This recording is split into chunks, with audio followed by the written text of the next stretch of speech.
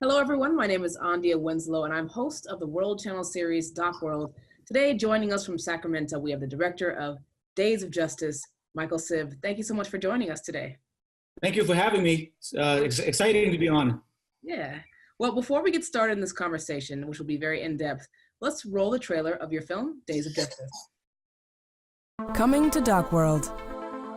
Ông banสัญญาให้ថាមុននឹងôngស្លាប់ôngត្រូវស្វែងរកយុត្តិធម៌មួយឲ្យច្បាស់លាស់ More than 2 million Cambodians died during the genocidal regime of the Khmer Rouge.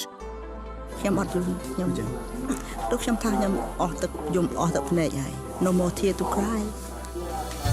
Now the perpetrators are being tried in court, but revisiting the past leads to painful confrontations.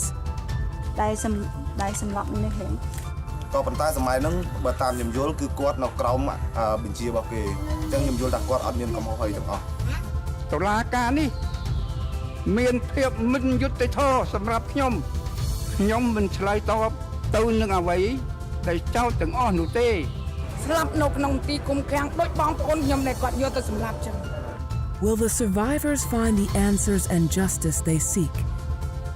មានន័យថាវាពិតត្រឹមត្រង់តាមការពិតឬក៏និយាយខ្លីមកគឺថាត្រឹមត្រង់តាមការពិត Days of Justice on Doc World. So I know it's going to be hard to give a brief description of what happened during the Cambodian genocide and the killing fields, but if you could give us a brief description of your film and the key takeaways from Days of Justice. So for Cambodia, in terms of this period of time between 1975 to 1979, the Pol Pot and the Khmer Rouge took over Cambodia, and they wanted to, just restart the country all over again. They call it Year Zero, and by doing that, they, forced people out of the city and evacuate families, and so whatever the method that they designed was to just really have people work in concentration camps and build rice and stuff like that. And I think through the course of 4 years, they were responsible for almost 2 million people dying over starvation, torture, you name it. It's like one of those things where it's the unimaginable happened, where your own people kind of massacred a quarter of the population for their cause, the propaganda of just restarting a society all over again. Right. And that's essentially kind of the basic of what, we grew up, guys like myself grew up knowing. So your personal connection is to the story is that you are Cambodian and your mother brought you to the United States when you were young to flee the trauma. Yeah, I was born right when the Khmer Rouge took over. So in April 1975, I was born in, and it's kind of like those, it's kind of a weird moment where I was born in, they just sent me and my mom to a different camp. And then my father was separated, and he went to a different camp. And so for the 4 years, I stayed with my mom as an infant. And, so I can imagine how difficult it was for me, for my mom to have an infant and also work in the rice paddy as a slave. And I think that's the stuff that my mom never really talked to me about, like the 4 years of how difficult it was for her. And about 1979, that's when the Vietnamese invaded, just because they were worried about the Khmer Rouge being taking control of Vietnam, that they invaded, and all of us had an opportunity to escape. And so that's when my mom and I guess went to a Thai border. But you can imagine that journey from escaping from a concentration camp all the way to Thailand, and that's how we were fortunate enough to make it through the war, and found ourselves in Thailand and the Philippines and in the United States. And that's the simple version, because there's a lot of things going on. Like my dad and my brother, they were alive, but we always thought that they were dead, So this is the painful time in your mom's life, of course, and a lot of survivors who came to the United States are quiet about the experiences, and there's this disconnect that I understand between the generations that endured this trauma and the generations that are born in the States, first generation. So what compelled you to make this film and to reach out to one of our main protagonists, Professor Lakana, who organized and then brought a group of survivors back to Cambodia for the UN Special Tribunals against the Khmer Rouge. Yeah, I mean, the one thing that I really wanted to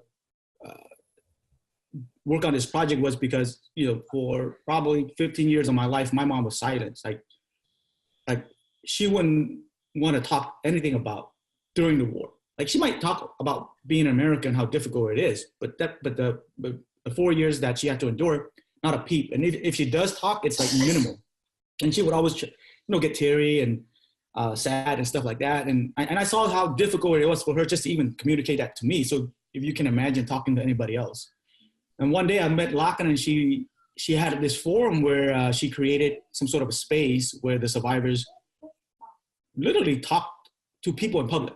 Like not only to each other, but they were telling people like in the stand, reporters, just about their experience and what they want, like in terms of justice. So one, the survivors were able to open up. Two, Lakana was able to figure out some sort of a strategy or structure where the survivors were able to talk about their stories. So with that combination, and then later on when she told me about the trial, I thought, what better way to capture a moment when, you know, for about 35 years, this issue that has been happening was caused by these Khmer Rouge, right? And now there's a trial. These survivors are willing to open up. And this professor, she's a little bit on the gung-ho, like, you know, activist and willing to promote and fight for the survivors to participate in the trial. That's when I felt like, as a filmmaker, I had to follow them. But more importantly, as somebody who was born to this genocide, I think it's more like a personal journey to also be a part of it, to witness it as well, on top of being a filmmaker. Because of the quietude of the survivors, how was she able to convince them to speak at all, but then to speak publicly? And then furthermore, how hesitant were they to actually go back to Cambodia, to return? Well, you know, I don't know all the logistics in terms of numbers, but I know that for 3 years, she traveled across the US and tried to recruit about 900 to file the petition to participate in the trial, because I think she went to for Dutch first trial, and she went on her own. And just so the folks at home know who Duc is, he is one of the most well-known torturers in case 002.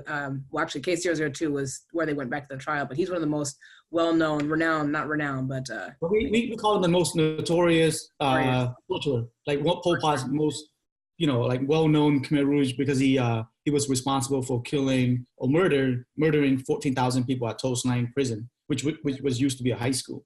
Used to be a school. Yeah. So she went to that trial. Okay.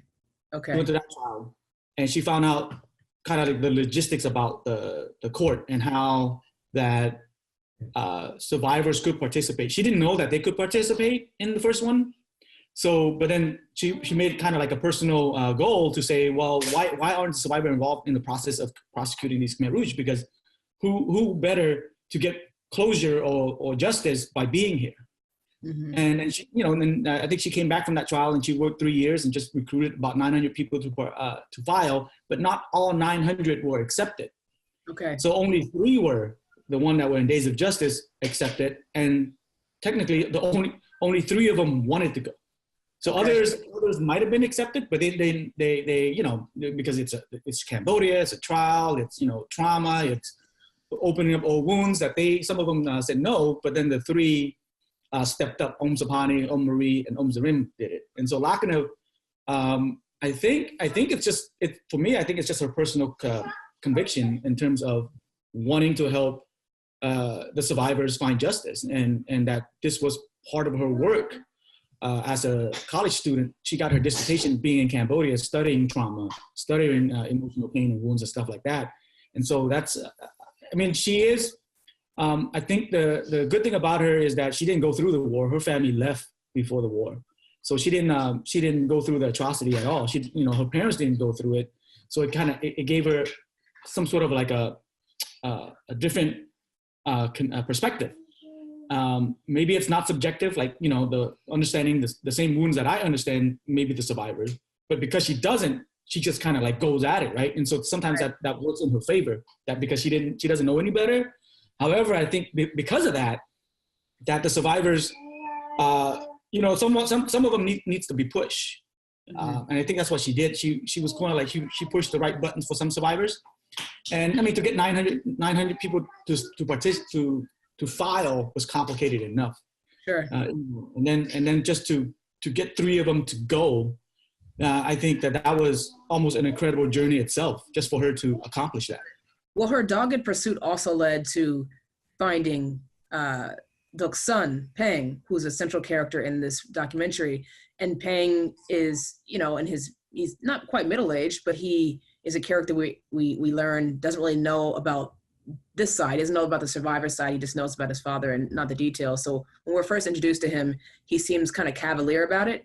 But then as the story progresses, we learn more and more about his understanding of what happened and his connection with his father. Can you discuss that a bit? Yeah, so Lakana, you know, because of her methods in whatever she wants to kind of get out of this personally, is to not only understand the survivors and their families and what they go through, but she took it an extra step or a notch up, is to also understand the Khmer Rouge and their families and what they go through, right? So if you, people always want to study one side or the other, right? And so I think she wanted to do both. So part of the journey was that one day, I went to a trial with her. The first time I went with her was just to kind of figure out the logistics of the court, right, and how it works. But then she introduced the concept of, hey, I'm gonna go to the Khmer Rouge village and start interviewing Khmer Rouge and their families. And that's where this thing took kind of completely turned around, where I thought it was just about the survivors. But then she somehow connected with some people that lived in Cambodia that knew where the Khmer Rouge lived, and they became her informants, like taking us places in, you know, the remote villages of Cambodia, and just started getting interviews. And that's how we came across Peng. It was like by accident in some sense. And when we first met him, he was kind of like, you know, clueless about what's going on. Like he lived in seclusion, that he doesn't even know that technically there was a trial happening in the next month or so. And when she talked to him about, I mean, I didn't do any interviews, but when she talked to him, he seemed like, you know, it was he says what the Khmer Rouge says, is that they're not responsible about that his father didn't know what was going on. That if you want to blame somebody, blame it on people that were, you know, that are the top leaders, not his father. His father was not a top leader. Considering 14,000 people, he didn't think his father is one of the main players. So he kind of laughed in our face, to tell the truth. He didn't think it was a good concept. He didn't even understand the notion of finding closure. Like he asked that question, like, well, I don't know, how can you repay justice to survivors? So I think he just didn't understand what was happening, what's happening now, and what's for Cambodia, what's for the Cambodian community moving forward. So initially, Lakana asked him to participate in the trial because I think she wanted him to experience it, because she felt like he didn't understand what's going on. Right. And he didn't want to go. He laughed at our face, you know, when she asked him. And I think it was about probably 3 days later where he called and said, hey, maybe I'll check it out. And that kind of propelled and kind of, you know, had a domino effect of going to his father's crime site, which he has never been. You know, so this guy has never been to his father's crime site. But for the viewers at home, the crime site is a Tuol Seng, which is the prison where people were interned, they were tortured, and they were executed. Yeah, it was used to be a high school back in the 1950s, and then they converted it to a prison where they were brought in from, you know, with camps where people were working.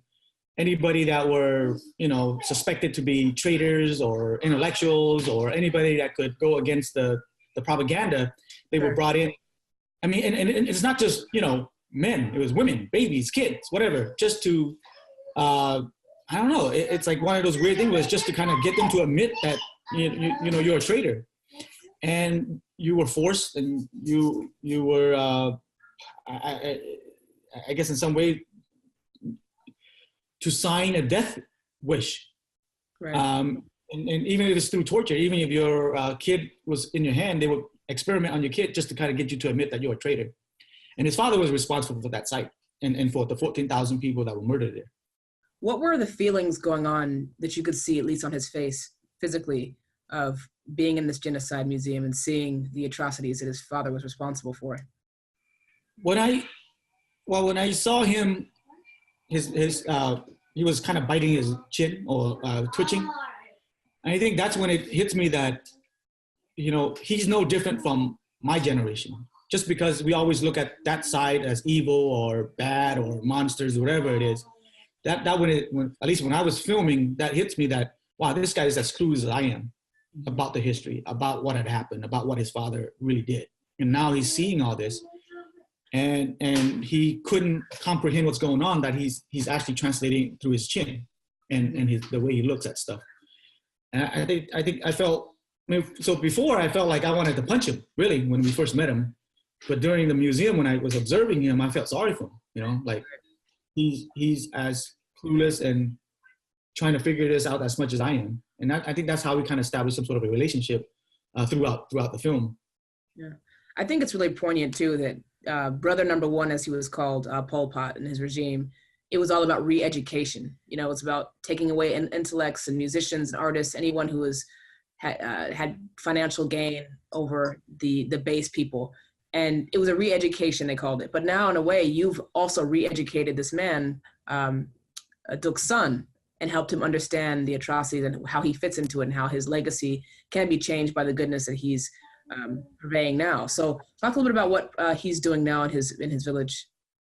Yeah, so he is trying to kind of reverse I don't want to say the curse, right? But reverse what his father has done. So he's, instead of just not thinking about it, now he's trying to rebuild a school in some way to, just make peace for himself, I guess, for the schools in that remote area where all the Khmer Rouge descendants live. And he's got a good handful of kids going there to learn. And so his method is, the Khmer Rouge manipulated the uneducated. So he wants to educate the one so it doesn't happen again, like educate the next generation so that this never ever takes place again.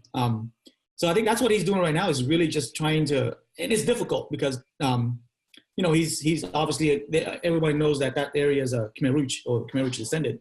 So he has to really try to keep it alive despite the difficulties of people not understanding what he's trying to do maybe. And then also that it's a remote village, and how does he find the resources to sustain that institution? When we're talking about institution, it was not like something in America. It's like, like a broken down barn where kids come from the area just to kind of learn. And he has a couple of staff that are his friend and himself.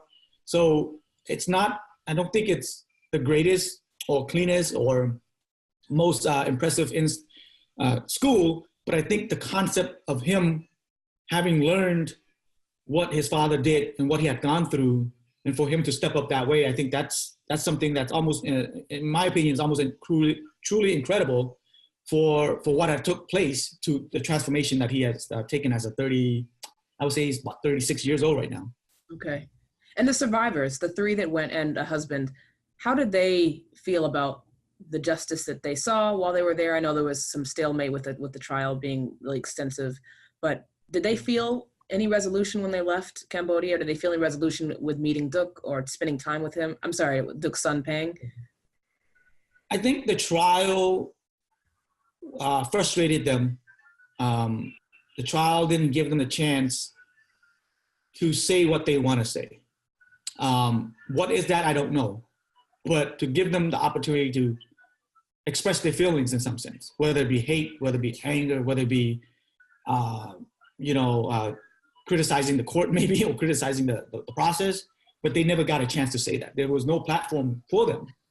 And I think that was one of the frustrating things to see as someone who's that generation, where all these guys wanted to do was give them 5-10 minutes. I mean, that's how ridiculous the trial became. Was it focused, it's like their lives had always been overshadowed by the Khmer Rouge and what they did. And this trial overshadowed them still, because it's all about the Khmer Rouge. It's all about, the lawyers, making excuses, or when they did speak, it's always, it's the same thing, right? And so why all of a sudden they felt like they're back in almost in Cambodia again, or not in Cambodia, but back in the days of being trapped. So I would say that they were just frustrated with the trial, and I think we were all frustrated with the trial. However, I think that the great thing about the film is that, and Peng coming on this trip, is that there was an offer of dialogue that we never thought of, which was between them and the experience that they shared. Peng, obviously, it took him probably about a couple of weeks to finally open up in ways that I never thought that he would. Like, you know, you just thought that Khmer Rouge or Khmer Rouge descendant would never understand where we're coming from. Right. I think that he saw the frustration in the survivors. He saw what Lakana was trying to do. He saw that when he was sitting down with the local people, because when his father's trial, he was actually in a private room. For this second one, he actually sat out with the locals and he heard what people said. He heard, He looked all the expression on people's faces, the frustration.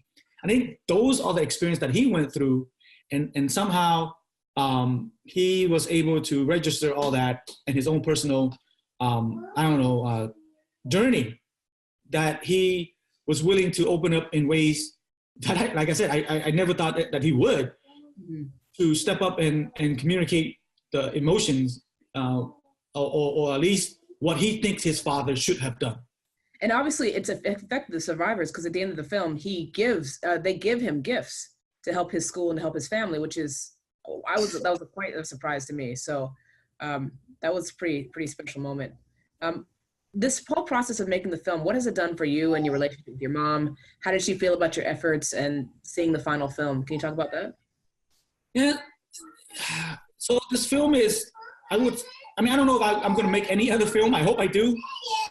But this is probably one of the most important films that I could ever participate in.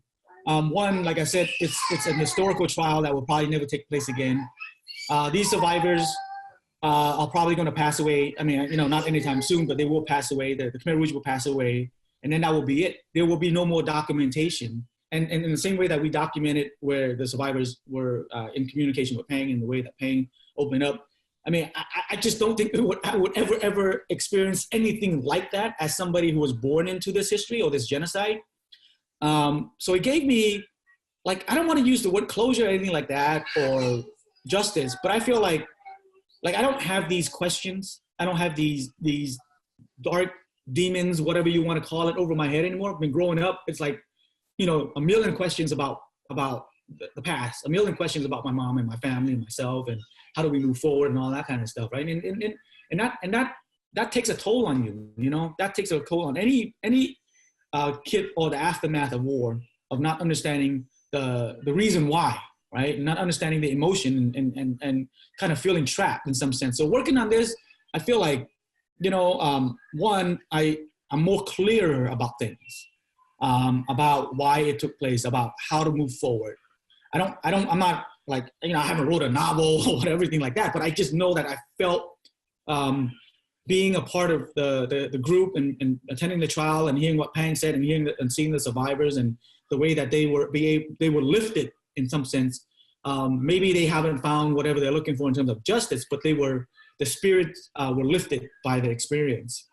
And I think that made me feel better of being somebody who was from this community and lived through the genocide in some sense, and being able to capture it and sharing it with the community.